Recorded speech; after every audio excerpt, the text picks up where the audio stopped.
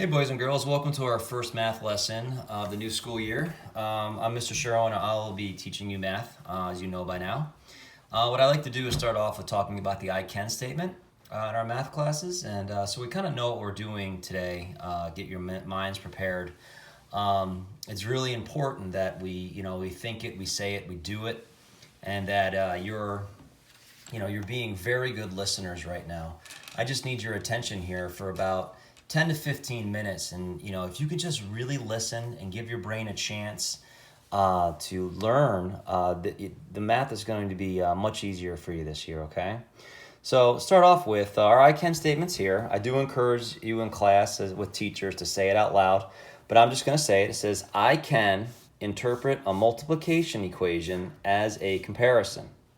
So we'll talk about here, I want to talk about interpret first.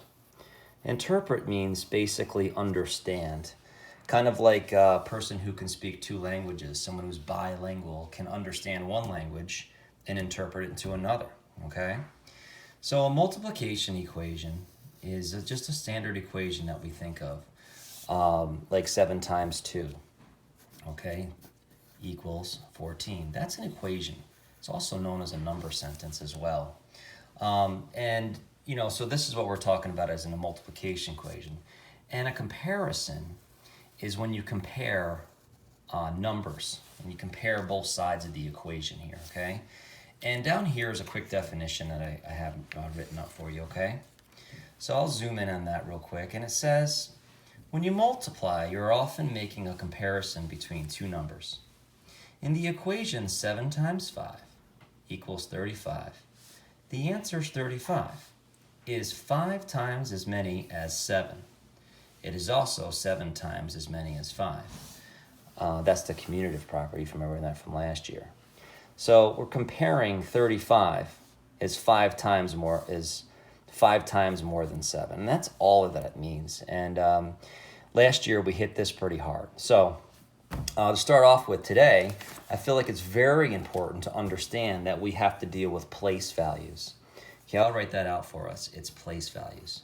P-L-A-C-E, value, V-A-L-U-E.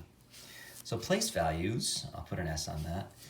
A quick little reminder for you. Always start off here at the ones place. And the next place over here, we always go from right to left when we talk about numbers here, is the tens place.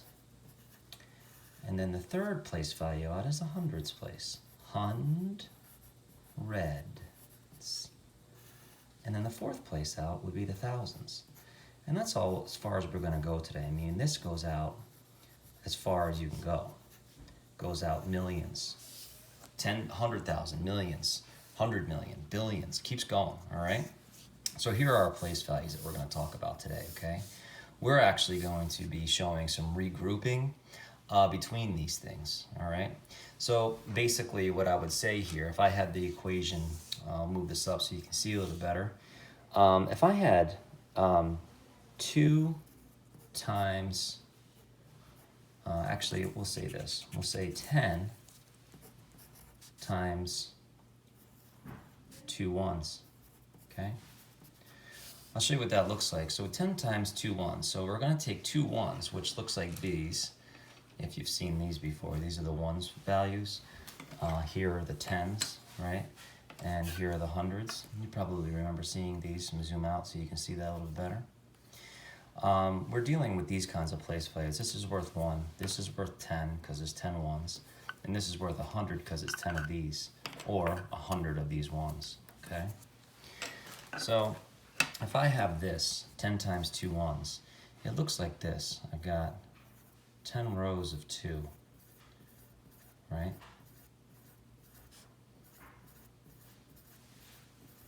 One, 2, 3, 4, 5, 6, 7, 8, 9, 10. And then what I would do is kind of group these together.